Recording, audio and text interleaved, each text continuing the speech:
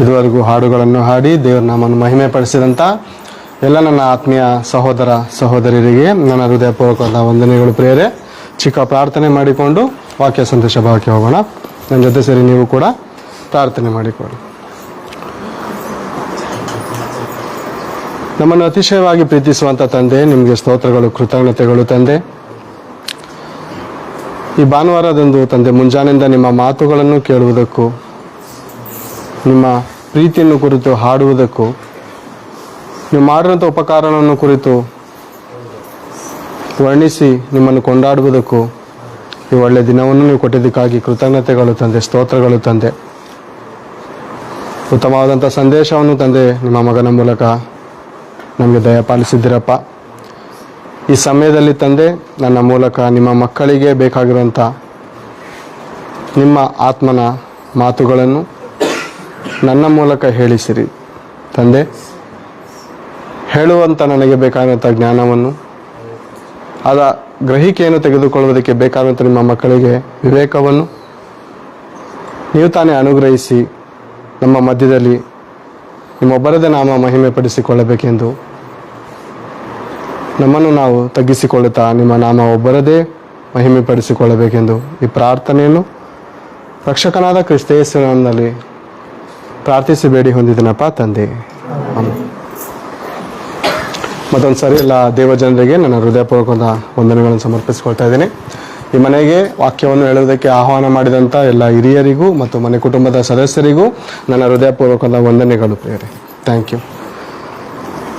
ಪ್ರಿಯರೇ, ಅರ್ಧ ಗಂಟೆ 40 ನಿಮಿಷ ನಿಮ್ಮ ಮನಸ್ಸುಗಳನ್ನು ದಯಮಾಡಿ ದೇವರ ವಾಕ್ಯದ ಕಡೆ ತಿರುಗಿಸಿ. ಹೇಳುವವನು ನಾನಾದರೂ, ಆದರೆ ಹೇಳುವಂಥ ಮಾತುಗಳು ನನ್ನದಲ್ಲ. ನನ್ನ ಮಾತು ಯಾರಿಗಾದ್ರೂ ಕಾಣಿಸ್ತಾ ಇದೆಯಾ? ಕೇಳಿಸ್ತಾ ಇದೆಯಾ? ಕೇಳಿಸ್ತಾ ಇದೆ. ದೇವರು ಆತ್ಮಸ್ವರೂಪನು. ಆತನು ಮಾತನಾಡುವಂಥ ಮಾತು ಆತ್ಮವಾಗಿಯೂ ಜೀವವಾಗಿಯೂ ಇರುತ್ತದೆ ಪ್ರೇರೆ. ಓಕೆನಾ? ಆ ಫ್ಯಾನು ದಯಮಾಡಿ ಸ್ವಲ್ಪ ಕಡಿಮೆ ಮಾಡಿದ್ರೆ ಸೌಂಡು ಶಬ್ದ ಎಲ್ಲರೂ ಕೇಳಿಸ್ತಾ ಅಂತ ಅನ್ಕೋತೀನಿ. ಸ್ವಲ್ಪ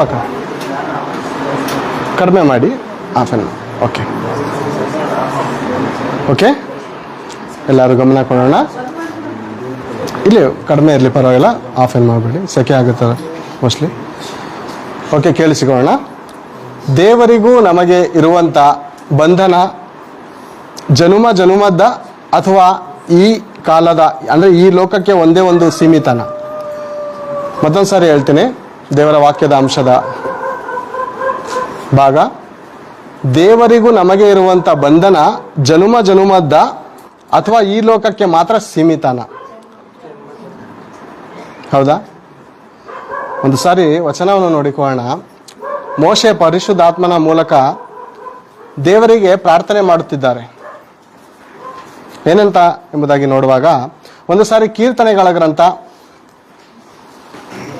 ವಾಕ್ಯ ತಿಳಿದವರು ಓಕೆ ಪರವಾಗಿಲ್ಲ, ಬೈಬಲ್ ಇಲ್ಲದವರ ಬಳಿಗೆ, ಅಂದರೆ ದೇವರ ಬಗ್ಗೆ ತಿಳಿದವರಿಗೆ ನೀವು ವಾಕ್ಯವನ್ನು ಕೊಟ್ಟು ಅವರಿಗೆ ತೋರಿಸಬೇಕೆಂದು ನಿಮ್ಮನ್ನು ನಾನು ಪ್ರೀತಿಯಿಂದ ವಿನಂತಿ ಮಾಡ್ಕೊಳ್ತಾ ಇದ್ದೇನೆ. ಓಕೆ, ಒಂದ್ಸಾರಿ ಕೀರ್ತನೆ ಗ್ರಂಥ 90ನೇ ಅಧ್ಯಾಯ 1ನೇ ವಚನವನ್ನು ಓದೋಣ.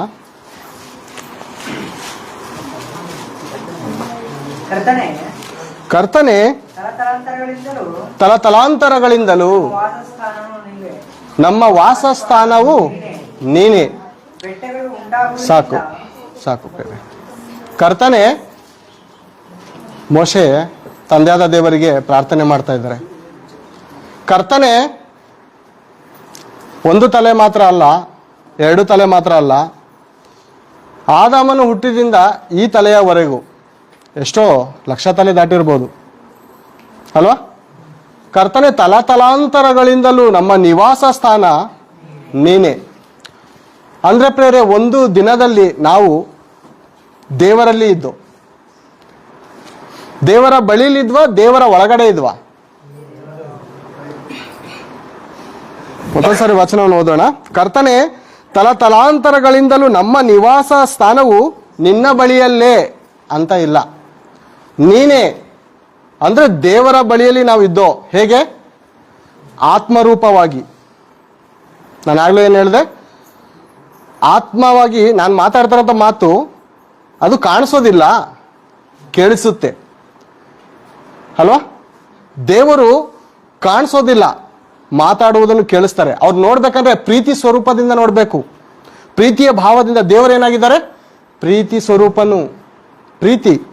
ಪ್ರಪಂಚ ನೋಡುವಾಗ 84 ಲಕ್ಷ ಜೀವರಾಶಿಗೆ ಆಹಾರ ಸಿಗ್ತಾ ಇದೆಯಾ?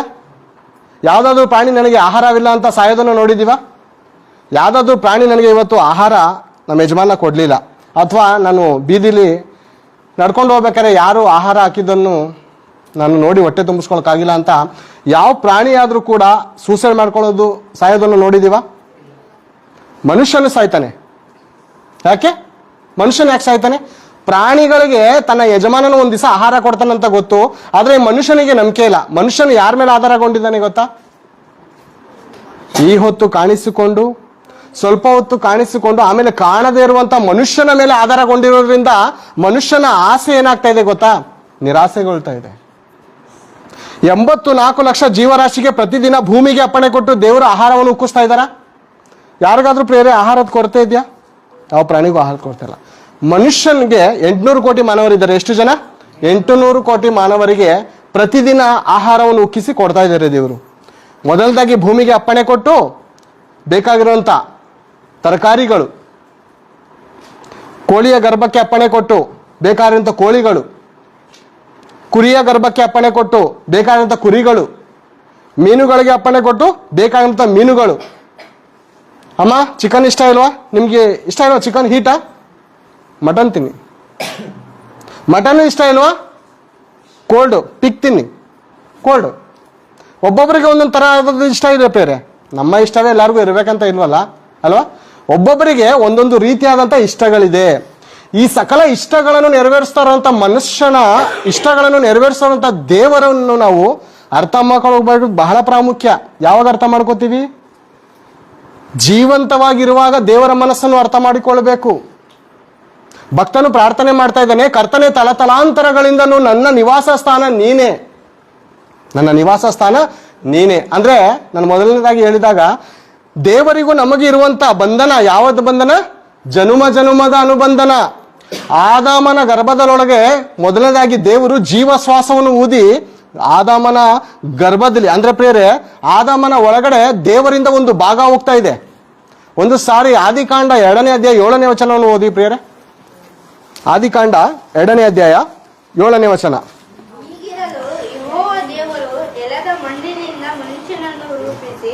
ಅವನ ಮೂಗಿನಲ್ಲಿ ಜೀವಶ್ವಾಸವನ್ನು ಊದಿದನು, ಆಗ ಮನುಷ್ಯನು ಬದುಕುವ ಪ್ರಾಣಿಯಾದನು. ಹೀಗಿರಲು ದೇವರು, ಯೆಹೋವ ದೇವರು ಅಂದ್ರೆ ತಂದೆಯಾದ ಪರಮಾತ್ಮನು. ಯೆಹೋವನು ಅಂದ್ರೆ ಸರ್ವಶಕ್ತನು. ಯಾವುದೋ ದೇಶದ ದೇವರ ಬಗ್ಗೆ ಮಾತಾಡ್ತಾರೆ ಅನ್ಕೋಬೇಡಿ. ಇಬ್ರಿಯ ಭಾಷೆಯಲ್ಲಿ ಅಥವಾ ಗ್ರೀಕ್ ಭಾಷೆಯಲ್ಲಿ ಭಾಷಾಂತರ ಮಾಡುವಾಗ ದೇವರಿಗೆ ಯೆಹೋವನು ಅಂದ್ರೆ ಸರ್ವಶಕ್ತನು, ಸರ್ವವ್ಯಾಪಿ, ಸರ್ವರಲ್ಲಿ ವಾಸಿಸುವವನು, ಆತ್ಮವಾಗಿಯೂ ಜೀವವಾಗಿಯೂ. ಹೀಗಿರಲು ಯೆಹೋವ ದೇವರು ನೆಲದ ಮಣ್ಣಿನಿಂದ ಮನುಷ್ಯನನ್ನು ರೂಪಿಸಿ ಅವನ ಮೂಗಿನಲ್ಲಿ ಜೀವಶ್ವಾಸವನ್ನು ಊದಿದನು, ಆಗ ಮನುಷ್ಯನು ಬದುಕುವ ಪ್ರಾಣಿಯಾದನು. ದೇವರು ನೆಲದ ಮಣ್ಣಿನಿಂದ ರೂಪಿಸಿದ್ದಾರೆ ನಮಗೆ. ಸಾಮಾನ್ಯವಾದ ದೇಹ ಅಲ್ಲ ಪ್ರೇರೆ, ಇದು ನಮ್ದು ಸಾಮಾನ್ಯವಾದ ಪಂಚಭೂತಗಳು ಸೇರಿ ಈ ದೇಹದಲ್ಲಿ. ಎಷ್ಟು ಪಂಚಭೂತಗಳು? ಗಾಳಿ, ನೀರು ಸಕಲವನ್ನು ಸೇರಿಸಿ ದೇವರು ಈ ದೇಹವನ್ನು ಸೃಷ್ಟಿ ಮಾಡಿದ್ದಾನೆ. ಈ ದೇಹದ ವ್ಯಾಲ್ಯೂಯೇಷನ್ ಗೊತ್ತಾ ಯಾರಿಗಾದ್ರು?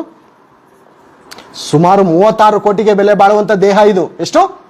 ಒಂದೊಂದು ಅಂಗಗಳ ಬೆಲೆಯನ್ನು ಕಟ್ಟುವಾಗ ಡಾಕ್ಟರ್ಗಳಿಗೆ ಹೋಗಿ ವಿಚಾರಿಸಿಪೇರೆ, ಒಂದೊಂದು ಅಂಗಕ್ಕೆ ಒಂದೊಂದು ಬೆಲೆ ಇದೆ. ನಾವೇನೋ ಈ ಲೋಕದಲ್ಲಿ ಸ್ವಲ್ಪ ಆಸೆಗೋಸ್ಕರ, ಸ್ವಲ್ಪ ಸಾಲಕ್ಕೋಸ್ಕರ ಕಿಡ್ನಿಗಳನ್ನ ಮಾರ್ಕೋತೀವಿ. ಅದ್ರ ಬೆಲೆ ಗೊತ್ತಾ ನಮಗೆ? 50 ಲಕ್ಷದ ಕಿಡ್ನಿನ 5 ಲಕ್ಷ ಸಾಲ ತಿರಿದ್ರೆ ಸಾಕಪ್ಪ, ಆತ್ಮಹತ್ಯೆ ಮಾಡ್ಕೋ ಸಾಯೋ ಪರಿಸ್ಥಿತಿ, 5 ಲಕ್ಷಕ್ಕೆ ಮಾರ್ಕೋಬೋಣ ಅಂತ ಮಾರ್ಕೋತೀವಿ. ಇದ್ರ ಬೆಲೆ ಎಷ್ಟು ಗೊತ್ತಾ? 36 ಕೋಟಿ. ನಮ್ಮ ಬೆಲೆ ಯಾವತ್ತಾದ್ರೂ ನಾವು ಅರ್ಥ ಮಾಡ್ಕೊಂಡಿದೀವ? ಅಮ್ಮ, ನಿಮ್ಮ ಬೆಲೆ ನಿಮ್ಗೆ ಗೊತ್ತಾ? ನಿಮ್ಮ ಬೆಲೆ ನಿಮ್ಗೆ ಗೊತ್ತಿಲ್ಲ. ಕೆಲವ್ರು ನೋಡಿ ಕುಡ್ದು ಲಿವರ್ ಎಲ್ಲ ಡ್ಯಾಮೇಜ್, ಕುಡ್ದು ಲಿವರ್ ಎಲ್ಲ ಡ್ಯಾಮೇಜು ಹೋಗ್ಬಿಟ್ಟಿರ್ತದೆ. ದೇಹದಲ್ಲಿರುವಂಥ ಪಾರ್ಟ್ಸ್ಗಳೆಲ್ಲ ಹಾಳಾಗೋಗಿರ್ತದೆ. ಡಾಕ್ಟರ್ ಹೋದಾಗ ಮುಗಿತಪ್ಪ ನಿನ್ನ ಜೀವನ. ದೇವರ ವಾಕ್ಯ ಹೇಳೋದು ಅರ್ಥ ಆಗಲ್ಲ. ದೇವರ ಶಬ್ದ ಅವಾಗ ಅರ್ಥ ಆಗಲ್ಲ. ಯಾವಾಗ ಅರ್ಥ ಆಗುತ್ತೆ ಗೊತ್ತಾ? ಐಸಿಯಲ್ಲಿ ಮಲಗಿದಾಗ ಆ ಟೀನ್ ಟೀನ್ ಅಂತ ಸೌಂಡ್ ಬರುತ್ತೆ ನೋಡಿ, ಸೌಂಡ್ ಬಂದಾಗ ಅರ್ಥ ಆಗುತ್ತೆ. ನನ್ನ ಬದುಕು ದಿನಗಳು ಲೆಕ್ಕಿಸಲು ಕಲಿಸ್ತವೆ. ಅವಾಗ ಮನುಷ್ಯ ಲೆಕ್ಕ ಮಾಡೋದು ಕಲಿತಾನೆ. ಈಗ ಆತನ ಲೆಕ್ಕ ಗೊತ್ತಾಗಲ್ಲ. ಯಾಕಂದ್ರೆ ಲೆಕ್ಕದಲ್ಲಿ ತಪ್ಪಿ ಹೋಗಿದ್ದಾನೆ ಮನುಷ್ಯನು. ಬೇರೆ ಮನುಷ್ಯನು ಎಲ್ಲಿ ತಪ್ಪೋಗಿದ್ದಾನೆ ಗೊತ್ತಾ? ಲೆಕ್ಕದಲ್ಲಿ ತಪ್ಪಿ ಹೋಗಿದ್ದಾನೆ. ಅವನ ಜೀವನದ ದಿನಗಳು ಯಾವತ್ತು ಅರ್ಥ ಆಗೋದು ಗೊತ್ತಾ? ಹಾಸ್ಪಿಟ್ಲಲ್ಲಿ ಐಸಿಯಲ್ಲಿ ಮಲಗಿದಾಗ ಆತನ ಬದುಕು ದಿನಗಳು ಅರ್ಥ ಆಗುತ್ತೆ. ನಾನು ಬದುಕಿದ್ದಾಗ ದೇವರ ವಾಕ್ಯಕ್ಕೆ, ದೇವರ ಮಾತುಗಳಿಗೆ ಎಷ್ಟು ಅಸಡ್ಡೆ ಮಾಡಿದೆ ಅಂತ ಅವತ್ತು ಗೊತ್ತಾಗುತ್ತೆ. ಪ್ರಯೋಜನ ಏನಾದ್ರೂ ಆಯ್ತಾ? ಏನಾದ್ರೂ ಆಯ್ತಾ ಪ್ರಯೋಜನ? ಖೇಲ್ ಖತಮ್, ನಾಟಕ್ ಬಂದ್. ಎಲ್ಲರ ನಟನೆ ಅವತ್ತು ಮುಗಿದೋಗುತ್ತೆ ಪ್ರೇರೆ. ಅದಕ್ಕೆ ನಮ್ಮ ಬದುಕು ದಿನಗಳು ಕೊಂಚವೇ ಎಂದು ಎಣಿಸಿಕೊಳ್ಳುವ ಜ್ಞಾನದ ಹೃದಯವನ್ನು ಕೊಡುವಂತ ದಾವಿದನು ಪ್ರಾರ್ಥನೆ ಮಾಡುವಂಥದ್ದು. ನನ್ನ ಬದುಕ ದಿನಗಳು ಕೊಂಚವೇ. ಯಾವತ್ತು ನಮ್ಮ ಜೀವನ ಯಾವತ್ತು ರಾತ್ರಿ ಮುಗಿದೋಗುತ್ತೋ ಗೊತ್ತಿಲ್ಲ ಪ್ರೇರೆ. ದೇವರು ನಮಗೆ ದೀರ್ಘಾಯುಷ್ಯವನ್ನು ಅನುಗ್ರಹಿಸಲಿ. ನಾನು ಯಾರಿಗೂ ಶಪಿಸ್ತಾ ಇಲ್ಲ ಪ್ರೇರೆ. ದೇವರು ನಮಗೆ ದೀರ್ಘಾಯುಷ್ಯವನ್ನು ಅನುಗ್ರಹಿಸಲಿ. ನಮ್ಮ ಮಕ್ಕಳು ಮರಿಮಕ್ಕಳನ್ನು ನೋಡುವರಾಗೋಣ. ಆದ್ರೆ ಯಾವನ್ ಜೀವನ ಯಾವ ಮುಗಿತಂತ ಗೊತ್ತಾ ಪ್ರೇರೆ? ರಾತ್ರಿ ಹೊತ್ತಾನೆ ಕಾಲಲ್ಲಿ ಲಾಸ್ಟ್ ಕಾಲ್ ನನ್ನ ಹತ್ರನೇ ಮಾತಾಡ್ದ ಕಣೋ. ಲಾಸ್ಟ್ ಕಾಲ್ ನನ್ನ ಹತ್ರನೇ ಮಾತಾಡ್ದ. ಮುಂಜಾನೆ ಎದ್ದು ಫೋನ್ ಬರ್ತಾ ಇದೆ, ಹೋಗ್ಬಿಟ್ಟ ಅಂತ. ಏನು ಹೋಯ್ತು? ದೇವರು ದಯ ಪಾಲಿಸಿದಂತ ಜೀವಾತ್ಮ ಹೊಟ್ಟೋಗ್ತು. ಏನು ಉಳಿದಿದೆ? ಖಾಲಿ ಡಬ್ಬ. ದೇವರು ಈ ಖಾಲಿ ಡಬ್ಬ ಇರುವಾಗ ಮಣ್ಣಿನಿಂದ ರೂಪಿಸಿದಾಗ ಏನು ಅನುಗ್ರಹಿಸಿದ್ರು? ಜೀವ ಶ್ವಾಸ. ದೇವರು ಜೀವ ಶ್ವಾಸವನ್ನು ಊದಿ ಈ ಮಣ್ಣಿನ ಗೊಂಬೆಗೆ ಆತ್ಮವನ್ನು ಅನುಗ್ರಹಿಸಿದ್ರು. ಅದರ ಹೆಸರೇ ಜೀವಾತ್ಮ. ಬದುಕಿರುವಂತ ನಾನು ಒಂದು ದಿವಸ ಸತ್ತೋಗ, ಅದ್ರ ನಾಳೆ ದಿವಸನೇ ಸತ್ತೋದಾಗ ರಾತ್ರಿ ತಾನೇ ಚೇತನ್ ಬದರ್ ಬಂದು ವಾಕ್ಯವನ್ನು ಅನ್ಸಿದ್ರು ಹೋಗ್ಬಿಟ್ರ. ಏನ್ ಬೇರೆ? ಅದೇ ಕೈ, ಅದೇ ಕಾಲು, ಅದೇ ಮೂಗು, ಅದೇ ಬಾಯಿ, ಹೋಗ್ಬಿಟ್ರ ಅಂದ್ರೆ ಏನೋಯ್ತು? ದೇವರು ಅನುಗ್ರಹಿಸಿರುವಂತ ಜೀವಾತ್ಮ ಹೊಟ್ಟೋಯ್ತು. ಚೇತನ್ ಅಂತ ಹೆಸರು ಇರೋದು ನನಗ, ನಾನು ಧರಿಸ್ಕೊಂಡಿರೋದು ಆತ್ಮಕ್ಕ. ಆತ್ಮಕ್ಕೆ ಹೆಸರು ಇರುವುದು. ನಾನೇನು ಶವ, ಹೆಣ. ಹೌದಾ? ಸತ್ತಾದ ನಂತರ ಏನಂತಾರೆ? ಚೇತನ್ ಹೊಟ್ಟೋದ್ರು ಅಂತ ಅಂತಾರೆ. ಚೇತನ್ ಹೊಟ್ಟೋದ್ರು, ಚೇತನ್ ಧರಿಸ್ಕೊಂಡಿರೋ ಹೆಣ ಮನೇನು ಮಲಗಿದೆ. ಅದೇ ರೀತಿ ದೇವರು ಅನುಗ್ರಹಿಸಿರುವಂತದ್ದೇನು? ಜೀವಾತ್ಮ. ಕರ್ತನೆ, ತಲತಲಾಂತರಗಳಿಂದ ನನ್ನ ನಿವಾಸ ಸ್ಥಾನ ನೀನೇ. ದೇವರದು ನಮ್ಮದು ಜನ್ಮ ಜನ್ಮದ ಅನುಬಂಧ. ಒಂದೇ ಒಂದು ಸೀಮಿತ, ಒಂದೇ ಒಂದು ಜನ್ಮದ ಅನುಬಂಧ ಅಲ್ಲ ಪ್ರೇರೆ. ಅದಾಗವಾಗ ಫಿಲಂಗಳಲ್ಲಿ ಹಾಡ್ತಾ ಇರ್ತಾರೆ, ಈ ಬಂಧನ ಜನ್ಮ ಜನ್ಮದ ಅನುಬಂಧನ ಅಂತನ. ಅದಲ್ಲ ಪ್ರೇರೆ, ಮನುಷ್ಯನದಲ್ಲ ಜನ್ಮ ಜನ್ಮದ ಅನುಬಂಧನ. ದೇವರಿದು ನಮ್ಮದು. ನಿಜಾನ? ವಾಕ್ಯ ಅದೇ ಹೇಳುತ್ತಾ? ದೇವರದು ನಮ್ಮದು ಇರುವಂತದ್ದು ಜನುಮ ಜನುಮದ ಅನುಬಂಧನ. ಆದಾಮನ ಗರ್ಭದೊಳಗಿಂದ ಇದುವರೆಗೂ ನಾವು ಬದುಕಿದ್ದೇವೆ. ಆ ಆತ್ಮನು ಟ್ರಾನ್ಸ್ಫರ್ ಆಗಿ ಒಬ್ರಿಂದ ಒಬ್ರಿಗೊಬ್ರಿಂದ ಬರ್ತಾ ಇದೆ ಅಂದ್ರೆ ದೇವರ ಕೃಪೆ. ನನ್ನ ತಂದೆ, ನನ್ನ ತಾಯಿ ಯೇಸು ಕ್ರಿಸ್ತನು ಯಾರಂತ ನಂಬಲಲ್ಲದವರಾಗಿದ್ದರು, ದೇವರು ಯಾರಂತ ಗೊತ್ತಿಲ್ಲದವರಾಗಿದ್ದರು, ಅವರ ಪ್ರಾಣವನ್ನು ಮದುವೆ ಆಗೋಕ್ಕಿಂತ ಮುಂಚೆ ತೆಗೆಯದೆ ಅವರ ಗರ್ಭದಿಂದ ನಾನು ಹುಟ್ಟು ಬಂದು ಇವತ್ತು ದೇವರ ಮಾತುಗಳನ್ನು ಹೇಳ್ಬೇಕನ್ನುವಂಥದ್ದು ಸಂಕಲ್ಪ ಯಾರ್ದು? ದೇವರದು. ದೇವರು ಪ್ರೀತಿಸಿರುವುದು ತಾತ್ಕಾಲಿಕವಾದ ಪ್ರೇಮದಿಂದಲ್ಲ. ಒಂದು ಸಾರಿ ಓದ್ತೀರಾ? ಯೆರೆಮೀಯನ ಪ್ರವಾದನೆ ಗ್ರಂಥ 31ನೇ ಅಧ್ಯಾಯ 3ನೇ ವಚನವನ್ನು ಓದಿ.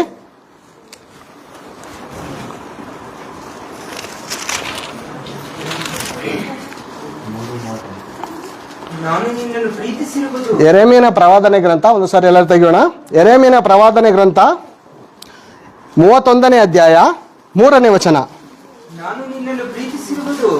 ನಾನು ನಿನ್ನನ್ನು ಪ್ರೀತಿಸಿರುವುದು ಶಾಶ್ವತ ಪ್ರೇಮದಿಂದಲೇ. ಆದ ಕಾರಣ ಅಮ್ಮ ನಿನ್ನನ್ನು, ಅಣ್ಣ ಸಹೋದರರೇ, ನಿಮ್ಮನ್ನು ದೇವರು ಮಮತೆಯ ಹಗ್ಗದಿಂದ ಸೆಳಿತಾ ಇದ್ದಾನಂತೆ. ಮಮತೆ ಹಗ್ಗ.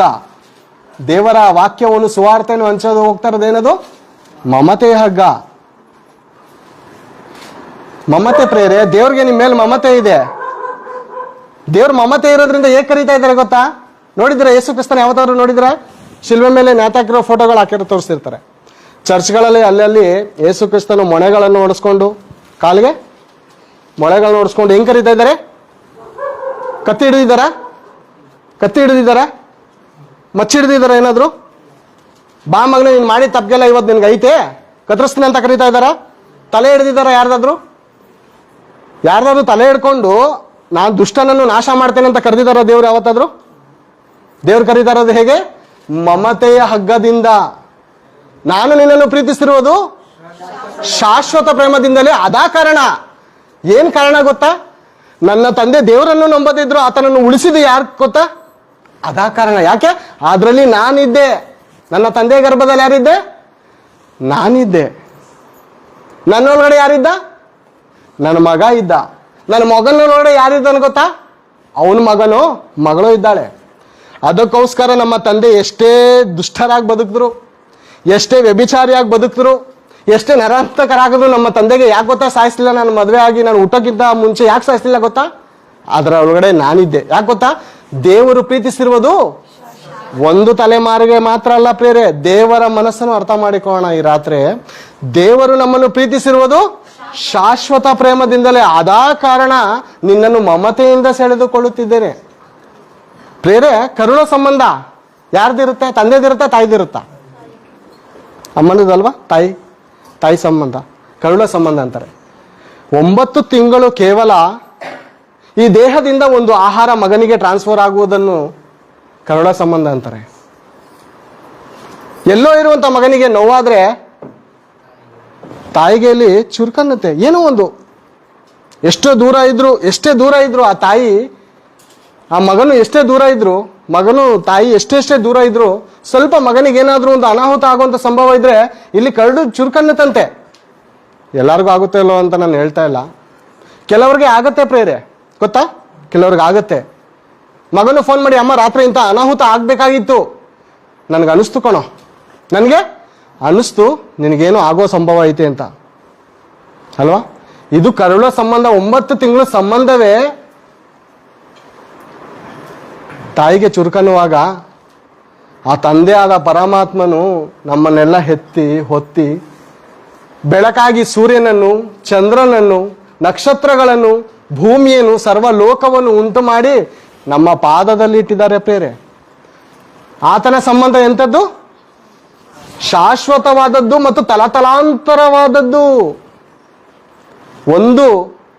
ಒಂದು ದಿನದ ಸಂಬಂಧ ಅಲ್ಲ,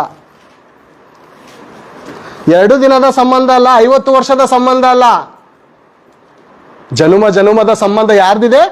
ದೇವರದು, ನಮ್ಮದು ಪ್ರೇರೆ. ಹೌದಾ?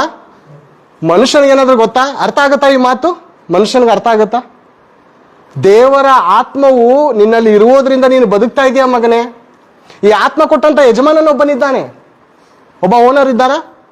ಒಬ್ಬರು ಓನರ್ ಇದ್ದಾರೆ ಪ್ರೇರೆ. ಆ ಓನರ್ ಹತ್ರ ಬಳಿಲಿ ನಮ್ಮ ಆತ್ಮ ಹೋಗ್ಬೇಕಂದ್ರೆ, ದೇವರ ಬಳಿಗೆ ಹೋಗ್ಬೇಕಂದ್ರೆ ನಾವು ಯಾವ ರೀತಿ ಬದುಕಬೇಕು? ದೇವರ ಹತ್ರ ಹೋಗುತ್ತಾ ಈ ಆತ್ಮ? ಖಂಡಿತ ಹೋಗುತ್ತೆ ಪ್ರೇರೆ. ಒಂದ್ಸರಿ ಪ್ರಸಂಗಿಗರಂತ ನೋಡೋಣ. ಪ್ರಸಂಗಿಗಂತ 12ನೇ ಅಧ್ಯಾಯ 7ನೇ ವಚನ ಎಲ್ಲರಿಗೂ ಗೊತ್ತಿರೋಂಥ ಮಾತೆ.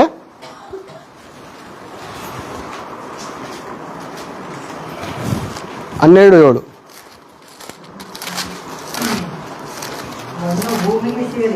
ಮಣ್ಣು ಭೂಮಿಗೆ ಸೇರಿ ಇದ್ದ ಹಾಗೆ ಆಗುವುದು. ಆತ್ಮವು ತನ್ನನ್ನು ದಯಾಪಾಲಿಸಿದ ಪರಮಾತ್ಮನ ಬಳಿಗೆ ಸೇರುವುದು. ಅವಲೇ ಇಷ್ಟರೊಳಗೆ ನಿನ್ನ ಸೃಷ್ಟಿಕರ್ತನನ್ನು ನಮ್ಮೆಲ್ಲರ ಸೃಷ್ಟಿಕರ್ತನನ್ನು ಮಾತು ಬೇಡ, ನಿನ್ನನ್ನು ಸೃಷ್ಟಿ ಮಾಡಿದಂತ ತಂದೆಯಾದ ಪರಮಾತ್ಮನ ಬಳಿಗೆ ಹೋಗುವುದರೊಳಗಡೆಗೆ ಆತನನ್ನು ತಿಳಿದುಕೋಬೇಕಂತೆ. ಅವಾಗ ಏನ್ ನೋಡ್ದು? ನೆಲದ ಮಣ್ಣಿನಿಂದ ಮನುಷ್ಯನನ್ನು ರೂಪಿಸಿ ಮೂಗಿನಲ್ಲಿ ಜೀವಶ್ವಾಸ ಊದಿಸ್ತರು. ಮಣ್ಣಿನಿಂದ ಆಗಿರುವಂತ ದೇಹ ಮಣ್ಣಿಗೋಗಿತ್ತ ಬೇರೆ. ಈ ಮನೆ ಕೆಳಗಡೆ ಎಷ್ಟು ಸಮಾಧಿ, ಎಷ್ಟು ಹೆಣಗಳು ಬಿದ್ದಿದೆ ನಮ್ಗೆ ಗೊತ್ತಾ ನಮ್ಗೆ? ಮಹಾಯುದ್ಧಗಳು ನಡೆದಿದೆ ಆಗಿನ ಕಾಲದಲ್ಲಿ. ಮಹಾಯುದ್ಧಗಳು ನಡೆದಿ ಹೆಣಗಳು ರಾಶಿಗಳು ಬಿದ್ದಿದೆ, ಕೋಟ್ಯಾಂತರ ಜನ ಸತ್ತಿದ್ದಾರೆ ಅಲ್ವಾ? ಅನೇಕರು ಇದ್ದಾರೆ ಕೆಳಗಡೆ. ಏನಾದ್ರೂ ವ್ಯತ್ಯಾಸ ಕಾಣ್ತಾ ಇದೆಯಾ ಭೂಮಿಯಲ್ಲಿ? ಅದೇ ರೀತಿ ಇದೆ, ಯಾವುದೂ ವ್ಯತ್ಯಾಸ ಇಲ್ಲ. ಆತ್ಮ ಎಲ್ಲೋಗಿದೆ? ಪರಮಾತ್ಮನ ಬಳಿಗೆ. ಈಗ ಪರಮಾತ್ಮನ ಬಳಿಗೆ ಹೋಗುವಂತ ಆತ್ಮ ನರಕಕ್ಕೆ ಕಳಿಸ್ಬೇಕೋ ಸ್ವರ್ಗ ಕಳಿಸ್ಬೇಕೋ? ದೇವರ ಚಿತ್ತ. ದೇವರು ನಮ್ಗೆ ಏನಾಗಿದ್ದಾರೆ ಗೊತ್ತಾ? ಮೊದಲದಾಗಿ ತಂದೆ. ಒಂದು ಸಾರಿ ಏಷಾಯನ ಪ್ರವಾದನೆ ಗ್ರಂಥ ಅದು ಓದೋಣ. ಏಷಾಯನ ಪ್ರವಾದನೆ ಗ್ರಂಥ 64ನೇ ಅಧ್ಯಾಯ 8ನೇ ವಚನವನ್ನು ಓದೋಣ. ಈಗಲಾದರೂ ಯೆಹೋವನೇ ತಂದೆಯಾಗಿದ್ದಿ, ನೀನು ನಮ್ಮ ತಂದೆಯಾಗಿದ್ದಿ, ನಾವು ಜೇಡಿ ಮಣ್ಣು, ನೀನು ಕುಂಬಾರ, ನಾವೆಲ್ಲರೂ ಭೂಮಿ ಮೇಲಿರುವಂತ ಸರ್ವ ಮಾನವರು ದೇವರ ಕೈ ಕೆಲಸ. ನಾವು ದೇವರ ಕೈ ಕೆಲಸ ಪ್ರೇರೆ. ದೇವರು ಕುಂಬಾರನು, ನಾವು ಜೇಡಿ ಮಣ್ಣು. ನಾನು ಕುಂಬಾರ, ಎಕ್ಸಾಂಪಲ್, ನಾನು ಕುಂಬಾರ ಅಂದ್ರೆ ದೇವರು, ನೀವೆಲ್ಲರೂ ಜೇಡಿ ಮಣ್ಣು. ಈಗ ಒಬ್ಬ ಕುಂಬಾರನಾದಂಥ ನಾನು ನಿಮ್ಮನ್ನೆಲ್ಲ ರೂಪಿಸಿದ್ದೀನಿ. ನೀವೆಲ್ಲ ಸೇರಿ ನನ್ನನ್ನು ರೂಪಿಸೋಕ್ಕಾಗತ್ತಾ? ಆಗತ್ತಾ? ಒಬ್ಬ ಕುಂಬಾರನು ಅನೇಕ ಮಡಿಕೆಗಳನ್ನು ಸಿದ್ಧ ಮಾಡಿ ನಿಲ್ಲಿಸ್ತಾನೆ. ನೀರು ಕುಡಿಯೋ ಪಾತ್ರೆಯಿಂದ ಹಿಡಿದು, ಸೋಟ್ ಮಾಡೋದ್ರಿಂದ ಹಿಡಿದು ಅನೇಕ ತರವಾದಂಥ ಪಾತ್ರೆಗಳನ್ನು ಮಾಡಿ ಇಕ್ಕೋದನ್ನು ನಾವು ನೋಡ್ತೇವೆ. ಈಗ ಈ ಮಡಿಕೆಗಳು, ಸ್ಪೂನ್ಗಳೆಲ್ಲ ಮಾತಾಡಿಕೊಂಡು ಈ ಕುಂಬಾರನನ್ನು ಸಿದ್ಧ ಮಾಡೋಕ್ಕಾಗತ್ತಾ? ಸಾಧ್ಯ ಇಲ್ಲ ಪ್ರೇರೆ. ಯಾಕೆಂದರೆ ರೂಪಿಸಿದವನು ತಂದೆಯಾದ ಪರಮಾತ್ಮನು. ನನ್ನ ಮಗನನ್ನು ನಾನು ಹೆತ್ತಕ್ಕಾಗಿದೆ ಹೊರತು ನನ್ನ ಮಗನು ನನ್ನನ್ನು ಸೃಷ್ಟಿ ಮಾಡೋಕ್ಕಾಗಲ್ಲ ಅಲ್ವಾ? ಆಗುತ್ತಾ? ತಂದೆ ತಾಯಿಗಳು ಮಕ್ಕಳಿಗೆ ಜನ್ಮ ಕೊಡ್ಬೋದೇ ಹೊರತು ಮಕ್ಕಳು ತಂದೆ ತಾಯಿಗೆ ಜನ್ಮ ಕೊಡೋಕ್ಕಾಗಲ್ಲ. ಹಾಗಿರುವುದರಿಂದ ದೇವರ ಸಂಬಂಧ, ನಮ್ಮ ಸಂಬಂಧ ಅರ್ಥ ಮಾಡಿಕೊಳ್ಳಬೇಕಾಗಿರೋದು ಬಹಳ ಪ್ರಾಮುಖ್ಯ ಪ್ರೇರೆ, ಬಹಳ ಪ್ರಾಮುಖ್ಯವಾದಂಥ ಅಂಶ. ಈಗ ಮನುಷ್ಯರೆಲ್ಲರಿಗೆ ಇರುವಂಥ ಆತ್ಮ ಜೀವಾತ್ಮ. ಈಗ ದೇವರ ನಾಮವನ್ನು ಹೇಳಿಕೊಂಡು ದೀಕ್ಷಾಸ್ನಾನ ತೆಗೆದುಕೊಂಡವರ ಒಳಗಡೆ ಒಂದು ಆತ್ಮ ಬಂದಿದೆ. ಒಂದು ಸಾರಿ ಆ ಮಾತನ್ನು ನೋಡಿಕೊಳ್ಳೋಣ. ಯೋಹಾನನು ಬರೆದ ಸುವಾರ್ತೆ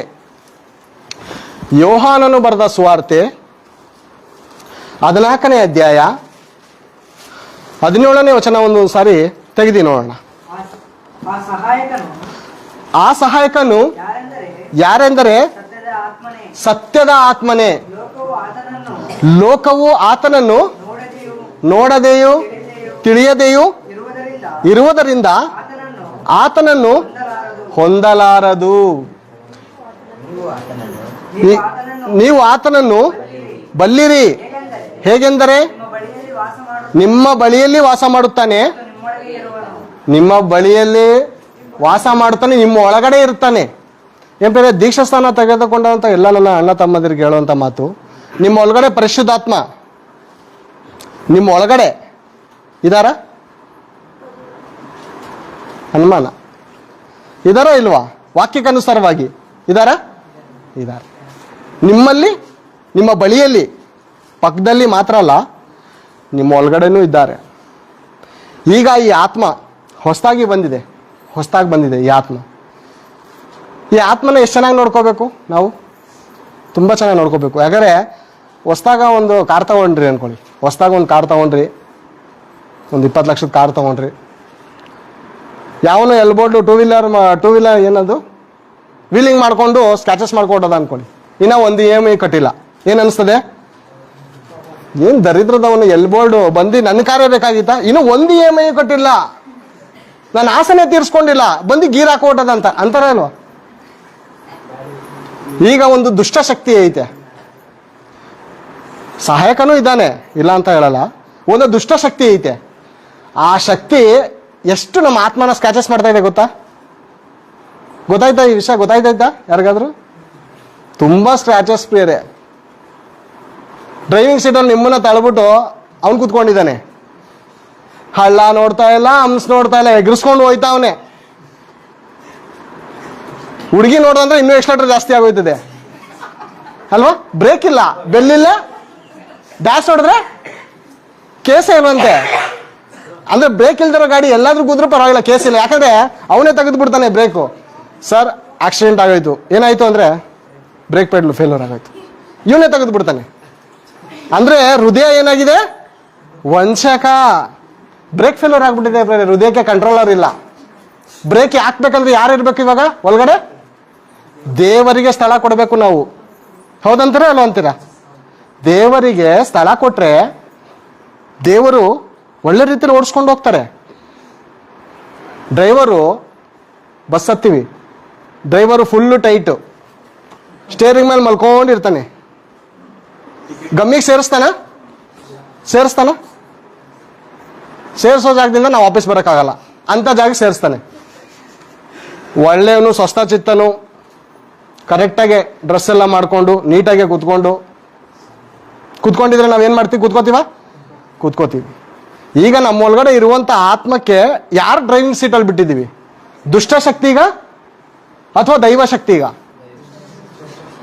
ದೈವಶಕ್ತಿ ಕೊಟ್ಟಿದ್ದೀವ? ದೈವಶಕ್ತಿ ಕೊಟ್ಟಿದ್ರೆ ನಮ್ಮ ನಡೆಯಿಂದಾಗಲಿ, ನಮ್ಮ ನುಡಿಯಿಂದಾಗಲಿ, ಪ್ರೀತಿಯಿಂದಾಗಲಿ, ನಂಬಿಕೆಯಿಂದಾಗಲಿ, ಪರಿಶುದ್ಧತೆಯಿಂದಾಗಲಿ ಹೇಗೆ ಬದುಕ್ತೀವಂತೆ ನಾವು? ಮಾದರಿಯಾಗಿ. ಹೌದಲ್ವ? ಮಾದರಿಯಾಗಿ ಜೀವಿಸ್ಬೇಕಂದ್ರೆ ಯಾರು ಡ್ರೈವಿಂಗ್ನ ಕೊಡಬೇಕು? ದೇವ್ರ ಕೈಗೆ. ನಾನು ಕುತ್ಕೊಂಡು ನನ್ನ ಮಕ್ಳಿಗೆ ಎಷ್ಟೇ ಸ್ಪೀಡಾಗಿ ಓಡಿಸ್ಕೋದ್ರು ನನ್ನ ಮಕ್ಕಳು ಹಾಗೋಗಪ್ಪ ಹೀಗೋಗ ಅಂತ ಹೇಳಲ್ಲ. ಯಾಕಂದರೆ ತಂದೆ ಮೇಲೆ ನಂಬಿಕೆ. ಹೌದಂತೀರ? ತಂದೆ ಮೇಲೆ ಬಹಳ ನಂಬಿಕೆ ಇರುತ್ತೆ. ಯಾವನ್ ಗಾಡಿలో ಕುತ್ಕೊಂಡ್ರೆ ಹಿಂಗೆ ಹೋಗ್ತಾನೆ, ಸ್ಟ್ರೈಟಾಗಿ ಹೋದ್ರೆ ಹೋಗುತ್ತಪ್ಪ ಗಾಡಿ, ಲೆಫ್ಟ್ಗೆ ಯಾಕೆ ರೈಟ್ಗೆ ಯಾಕೆ, ಮೊದಲದಾಗಿ ಕುತ್ಕೊಳ್ಳೋಕೆ ಬರಲ್ಲ. ಒಂದು ಕಡೆ ಕೂತಿರ್ತಾನೆ, ಸೀಟ್ ಇಷ್ಟು ದೊಡ್ಡದೈತೆ ಕಣೋ, ಕರೆಕ್ಟಾಗಿ ಕುತ್ಕೊಳ್ಳೋ. ಏನು ಲಕ್ಕ ಹೊಡೆದೈತಾ ನಿನಗೆ? ಏನಾಗಿದೆ? ಬ್ಯಾಕ್ ಪೈನ ಏನಾಗಿದೆ?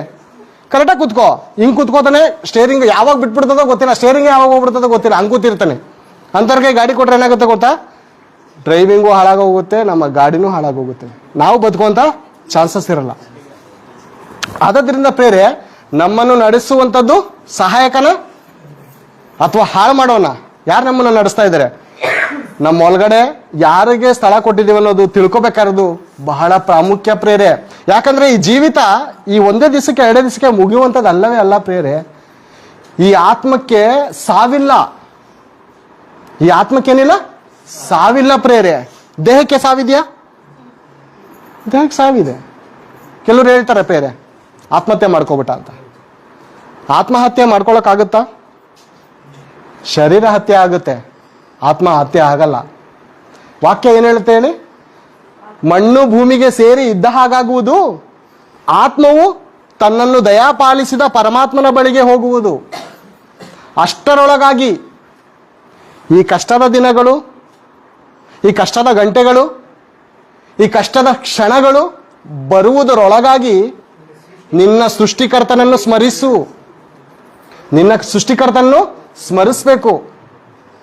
ಅನೇಕರು ನೋಡ್ತಾ ಇರ್ತೀನಿ ಬೇರೆ,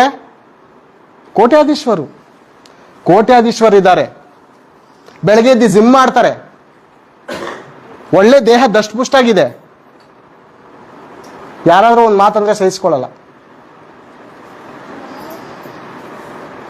ಸಿಕ್ಸ್ ಪ್ಯಾಕ್ ಇರುತ್ತೆ, ಎಲ್ಲ ಗಟ್ಟುಮುಟ್ಟಾಗಿರ್ತಾರೆ ಬೇರೆ ಅಲ್ವಾ?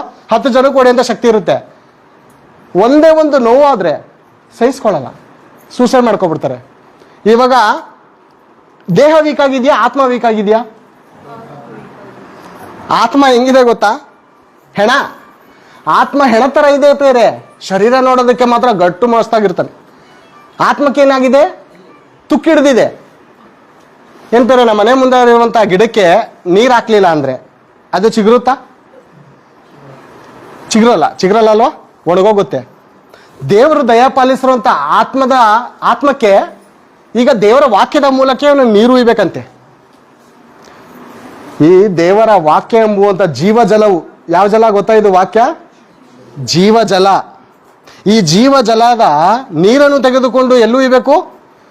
ಒಣಗೋಗಿರುವಂಥ ಮರಕ್ಕೆ, ಗಿಡಕ್ಕೆ ಉಯ್ದ್ರೆ ಚಿಗುರು ಹೊಡೆಯುತ್ತೆ, ಹಸಿರಾಗಿ ನಾವು ಬದುಕ್ತೇವೆ. ನಮ್ಮ ಜೀವಿತವು ಯಾವಾಗ ಬಾಡೋಗುತ್ತೋ, ಯಾವಾಗ ಕೆಟ್ಟೋಗುತ್ತೋ ನಮಗೆ ಗೊತ್ತಾ ಬೇರೆ? ನಮ್ಮ ಜೀವಮಾನವು ಇಂಥದ್ದು ಸ್ವಲ್ಪ ಹೊತ್ತು ಕಾಣಿಸಿಕೊಂಡು ಆಮೇಲೆ ಕಾಣದೇ ಇರುವ ಹಬೆಯಂತೆ ಇರುವಂಥ ಜೀವನ. ಬೆಂಕಿ ದಗ ಅಂತ ಉರಿತದೆ. ಬೆಂಕಿ ಇಲ್ಲಿವರೆಗೂ ಮಾತ್ರ ಕೆಂದ ಕಾಣಿಸುತ್ತೆ, ಆಮೇಲೆ ಕಾಣಿಸಲ್ಲ. ರಾತ್ರಿ ಮಾತ್ರ ಕಾಣಿಸ್ತಲ್ಲೋ? ರಾತ್ರಿ ಮಾತ್ರ ಮಾತಾಡ್ಸ್ಕೊಂಡೋದ, ಬೆಳಗ್ಗೆ ಕಾಣಿಸ್ತಾ ಇಲ್ಲ. ದೇಹ ಕಾಣಿಸ್ತಾ ಇದೆ, ಆತ್ಮ ಕಾಣಿಸ್ತಾ ಇಲ್ಲ. ಏನಾಗಿದೆ? ನಮ್ಮ ಜೀವಮಾನವು ಸ್ವಲ್ಪ ಹೊತ್ತು ಪ್ರೇರೆ ಇಲ್ಲ. ಪ್ರೇರೆ, ಲೋಕದಲ್ಲಿ ಸುಖ ಇಲ್ಲ. ಸುಖ ಐತೆ ಅನ್ಕೊಂಡಿದ್ದೀರಾ? ನೆಮ್ಮದಿ ಐತೆ ಅನ್ಕೊಂಡಿದ್ದೀರಾ? ಇಷ್ಟಪಟ್ಟಂತ ಆಹಾರ ತಿಂತೀವಿ, ಇಷ್ಟಪಟ್ಟಂತ ಹುಡುಗಿಗೆ ಕಷ್ಟಪಟ್ಟು ಮದುವೆ ಆಯ್ತೀವಿ, ಬೇಕಾದಂಥ ಹಣ ಆಸ್ತಿ ಎಲ್ಲ ಸಂಪಾದನೆ ಮಾಡ್ಕೋತೀವಿ. ಲಾಸ್ಟ್ ನಾನು ಬದುಕೋದಕ್ಕೆ ಇಷ್ಟ ಇಲ್ಲ ಅಂತ ಸೂಸೈಡ್ ಮಾಡ್ಕೋತೀವಿ. ಅಂದರೆ ನೀನು ಇಷ್ಟಪಟ್ಟಿದ್ದೇನು? ಶೂನ್ಯ. ಮನುಷ್ಯನು ನಿಜವಲ್ಲದ ಮಾಯರೂಪವಾಗಿದ್ದಾನೆ. ನಿಜನಾ? ಮನುಷ್ಯನು ನಿಜವಲ್ಲದ ಮಾಯರೂಪನು. ನಾನು ನಿಜ ಅಲ್ಲ ಪ್ರೇರೆ. 50 ವರ್ಷದಿಂದ ನಾನು ಇದ್ನ ನಿಜನಾ? ಇರಲಿಲ್ಲ. ಈಗಿದ್ದೀನಿ. 50 ವರ್ಷ ಆದ್ಮೇಲೆ ಇರ್ತೀನ? ಇಲ್ಲ, ನಿಜ ಅಲ್ಲ ನಾನು, ಮಾಯರೂಪ.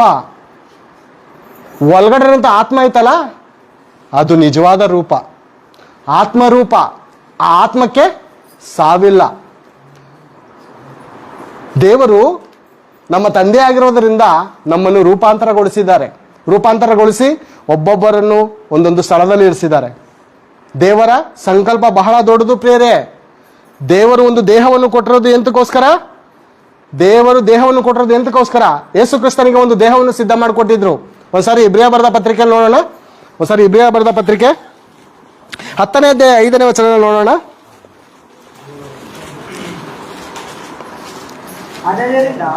ಆದದರಿಂದ ಕ್ರಿಸ್ತನು ಭೂಲೋಕದೊಳಗೆ ಬರುವಾಗ,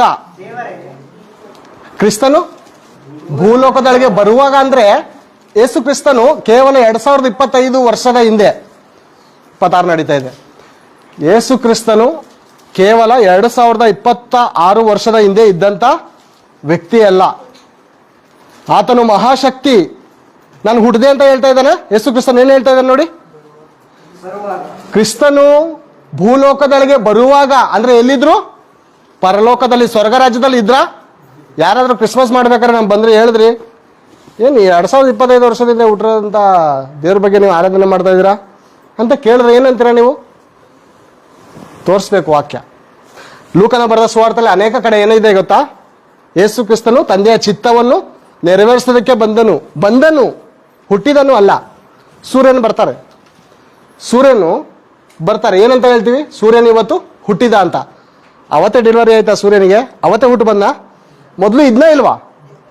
ಎಲ್ಲಿದ್ದ? ಇವಾಗ ಎಲ್ಲಿದ್ದಾರೆ ಸೂರ್ಯನು? ಡೇ ಶಿಫ್ಟ್ಗೆ ಹೋಗಿದ್ದಾರೆ. ಎಲ್ಲಿ? ಅಮೆರಿಕ ಕಡೆನೋ ಇನ್ನೊಂದು ಕಡೆ. ಇವಾಗ ನೈಟ್ ಶಿಫ್ಟ್ ಮುಗಿಸ್ಕೊಂಡು ಇವ್ರು ಬಂದಿದ್ದಾರೆ. ಯಾರು? ಚಂದ್ರನು. ನಾವು ರೋಡಲ್ಲಿ ಹೋಗ್ಬೇಕಾದ್ರೆ ಲೈಟ್ ಹಾಕ್ತೀವಿ. ಏನಾರು ಕಾಣ್ತಾ ಇಲ್ಲ ಕಂಡ್ರೋ ಲೈಟ್ ಹಾಕ್ತೀವಿ ಅಂತೀವಿ. ಯಾರಾದ್ರೂ ದೇವ್ರಿಗೆ ಅಪ್ನೆ ಕೊಡ್ತಾ ಇದ್ರಾ? ದೇವ್ರಿಗೆ ಯಾರಾದ್ರೂ ಅಪ್ನೆ ಕೊಡ್ತಾ ಇದ್ರ ಲೈಟ್ ಹಾಕಿ ಅಂತ? ತಕ್ಕ ಸಮಯದಲ್ಲಿ ಅಷ್ಟು ದೊಡ್ಡ ಸೂರ್ಯ. ಎಷ್ಟು ದೊಡ್ಡ ಸೂರ್ಯ ಗೊತ್ತಾ ಅದು? ಈ ಭೂಮಿ 13,000 ಲಕ್ಷ ಭೂಮಿ ಹಾಕಿದ್ರೆ ಒಂದು ಸೂರ್ಯ. ನೋಡೋದಕ್ಕೆ ಹಿಂಗೆ ಕಾಣ್ತೈತೆ, ದೂರದ ಬೆಟ್ಟ ಚಿಕ್ಕದಾಗ ಕಾಣ್ತೈತೆ. ಆದ್ರೆ ಅದು ಎಷ್ಟು ದೊಡ್ಡವನು ಗೊತ್ತಾ? ಬಹಳ ದೊಡ್ಡವನು ಪ್ರೇರೆ. ಆ ಸೂರ್ಯನ ದೇವ್ರ ಮಾತು ಒಳಪಟ್ಟು ನೈಟ್ ಶಿಫ್ಟ್ ಡೇ ಶಿಫ್ಟ್ ಮಾಡ್ತಾ ಇದ್ದಾರೆ. ಯಾರಿಗೋಸ್ಕರ? ನಿಮಗೋಸ್ಕರ, ನಮಗೋಸ್ಕರ. ಆ ವಚನ ಓದೋಣ. ಒಂದು ಸಾರಿ ಆ ಸೂರ್ಯನು ದೇವ್ರ ಮಾತು ಒಳಪಡ್ತಾ ಇದ್ದಾನೆ ಇಲ್ವ ಅಂತ ಒಂದ್ಸಾರಿ ಯೋಬನ ಗ್ರಂಥ 7ನೇ ಅಧ್ಯಾಯ 9-7 ಓದೋಣ. 9-7. ಮೋಡ ಹರಿದು ಮಾಯವಾಗುವಂತೆ. ಎಷ್ಟು ಯೋಬ? 9-7. 7-9. 7-9. ಹುಟ್ಟಬೇಡವೆಂದು ಆತನು ಅಪ್ಪಣೆ ಕೊಟ್ಟರೆ ಸೂರ್ಯನು ಹುಟ್ಟಲ್ವಂತೆ. ಯಾರು ಅಪ್ಪಣೆ ಕೊಟ್ರೆ? ದೇವರು ಅಪ್ಪಣೆ ಕೊಟ್ರೆ ಸೂರ್ಯ ಹುಟ್ಟು ಬರಲ್ವಂತೆ. ಸಾಕು ಬೇರೆ. ಹುಟ್ಟಬೇಡವೆಂದು ಸೂರ್ಯನಿಗೆ ಅಪ್ಪಣೆ ಕೊಟ್ರೆ ದೇವರು ಹುಟ್ಟಲ್ವಂತೆ. ಈ ಕೇವಲ ನಾವು ಪಿಂಡ, ಎಷ್ಟು ಹುಳದಂತೆ ಇದ್ದವರು ನಾವು. ಸೂರ್ಯನ ಮುಂದೆ ಏನಾಗಿದ್ದೇವೆ? ಹುಳದಂತೆ ಇದ್ದವರು ನಾವು. ದೇವರ ಚಿತ್ತಕ್ಕನುಸಾರವಾಗಿ ಹುಟ್ಟಿದೀವ ಅಥವಾ ನಮ್ಮ ಚಿತ್ತಕ್ಕನುಸಾರವಾಗಿ, ನಮ್ಮ ತಂದೆ ತಾಯಿ ಚಿತ್ತಕ್ಕನುಸಾರವನ್ನು ಹುಟ್ಟಿದೀವ ಪ್ರೇರೆ? ನಮ್ಮ ಚಿತ್ತದಿಂದ ನಾವು ಹುಟ್ಟಿಲ್ಲ, ದೇವರ ಚಿತ್ತದಿಂದ ನಾವು ಹುಟ್ಟಿದ್ದೇವೆ. ಅಪೋಸ್ತರ ಕೃತ್ಯಗಳು ತೆಗೆದ್ಬೇಡ. ಅಪೋಸ್ತರರ ಕೃತ್ಯಗಳು 17ನೇ ಅಧ್ಯಾಯ 26ನೇ ವಚನ ಹೇಳುವಂತ ಮಾತನ್ನು ಗೊತ್ತಾ? ತಂದೆಯಾದ ಪರಮಾತ್ಮನು ಒಬ್ಬನಿಂದಲೇ ಎಲ್ಲ ಜನಾಂಗದವರನ್ನು ಹುಟ್ಟಿಸಿ ಅವರವರು ಇರತಕ್ಕಂಥ ಮೇರೆಗಳನ್ನು, ಅವರವರ ಡೇರೆಗಳನ್ನು ನಿರ್ಮಿಸಿ ಒಂದು ವೇಳೆ ತಡವಾಡಿ ಕಂಡುಕೊಂಡಾರೇನೋ ಎಂದು ದೇವರು ದೀರ್ಘ ಶಾಂತಿಯಿಂದ ಕಾಯ್ತಾ ಇದ್ದಾನೆ. ಅವರವರು ಇರತಕ್ಕಂಥ ಏರಿಯಾ ಬೆಂಗಳೂರಲ್ಲಿ ಇರಬೇಕು. ಬೆಂಗಳೂರಲ್ಲಿ ಒಂದು ತಾಯಿಗರ್ಭದಲ್ಲಿ ಹುಟ್ಟಬೇಕಮ್ಮ ನೀನು. ಆಂಧ್ರದಲ್ಲಿ ಒಂದು ಗರ್ಭದಲ್ಲಿ ಹುಟ್ಟಬೇಕಮ್ಮ ನೀನು. ತಮಿಳುನಾಡಲ್ಲಿ ಒಂದು ಗರ್ಭದಲ್ಲಿ ಹುಟ್ಟಬೇಕಂತ ಅವರವರ ಇರತಕ್ಕಂಥ ಸ್ಥಳಗಳನ್ನು ನಿಷ್ಕರಿಸಿ ತೀರ್ಮಾನ ಮಾಡಿ ಈ ಭೂಮಂಡಲದಲ್ಲಿ ನಮ್ಮನ್ನು ಕರೆದಿದ್ದಾರೆ ಪ್ರೇರೆ. ಏನೋ ಸುಮ್ಮನೆ ಹುಟ್ಟಿದ್ದೇವೆ ಅಂತ ಅನ್ಕೋಬೇಡಿ ಪ್ರೇರೆ. ದೇವರ ಸಂಕಲ್ಪದ ಮೇರೆಗೆ ಹುಟ್ಟಿದವರು ನಾವು. ಯೇಸು ಪ್ರಭು ಹೇಳುವಂತ ಮಾತೇನು ಗೊತ್ತಾ? ದೇವರ ಯಜ್ಞ ನೈವೇದ್ಯಗಳು ನಿನಗೆ ಇಷ್ಟವಾಗಿರಲಿಲ್ಲ. ಓದೋಣ ಆ ಮಾತು ಒಂದ್ಸರಿ. ಇಬ್ರಿಯ 10:5 ಕಡೆದಾಗಿ ಓದಿ ಮುಗಿಸ್ಕೊಳ್ಳೋಣ.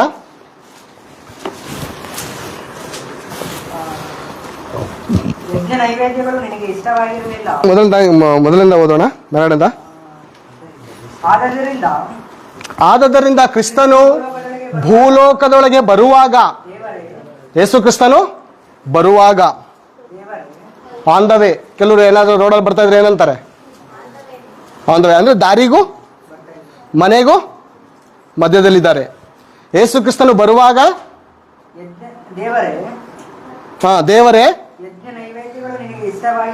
ಯಜ್ಞ ನೈವೇದ್ಯಗಳು ನಿನಗೆ ಇಷ್ಟವಾಗಿರಲಿಲ್ಲ, ನನಗೆ ಒಂದು ದೇಹವನ್ನು ಸಿದ್ಧ ಮಾಡಿ ಕೊಟ್ಟು ಮರ್ಯಾಳ ಗರ್ಭದಲ್ಲಿ ಆಗ ನನ್ನನ್ನು ಕರೆದೆ. ಹೌದಾ? ಮರ್ಯಾಳ ಗರ್ಭದಲ್ಲಿ ಒಂದು ಗರ್ಭವನ್ನು ಸಿದ್ಧ ಮಾಡಿ, ಮರ್ಯಾಳೆ ನಿನ್ನ ಗರ್ಭದಲ್ಲಿ ಒಬ್ಬ ದೇವಪುರುಷನು ಹುಡ್ತಾನೆ. ಆತನ ಯಾರು ಗೊತ್ತಾ?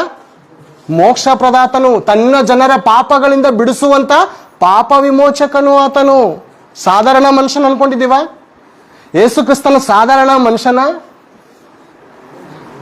ಅಲ್ಲ ಪ್ರಿಯರೇ, ಸಾಧಾರಣ ಮನುಷ್ಯನಲ್ಲ ಆತನು. ಒಂದು ಸಾರಿ ಪೇತ್ರನು ಬರೆದ ಮೊದಲನೇ ಪತ್ರಿಕೆ, ಕಡೆದಾಗಿ ಓದ್ಕೋಣ. ಪೇತ್ರನು ಬರೆದ ಮೊದಲನೇ ಪತ್ರಿಕೆ 1ನೇ ಅಧ್ಯಾಯ 18ನೇ ವಚನದಿಂದ ಈ ಮಾತನ್ನು ಓದಿಕೋಣ.